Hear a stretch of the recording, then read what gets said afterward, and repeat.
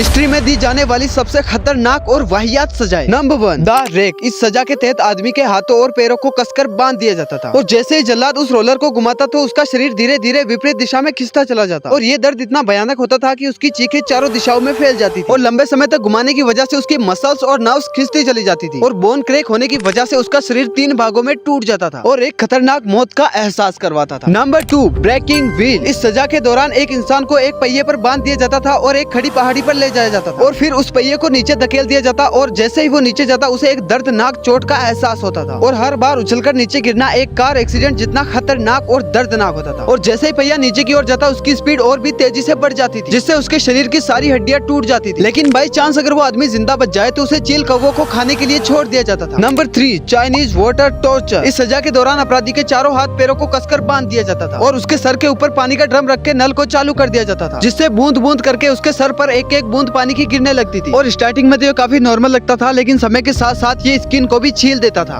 और जैसे ही ड्रम के अंदर पानी खत्म हो जाता उस इंसान को काफी अजीब लगने लगता था और वह बूंद की कमी महसूस करने लगता है और इसी वजह से वो धीरे धीरे पागल हो जाते थे।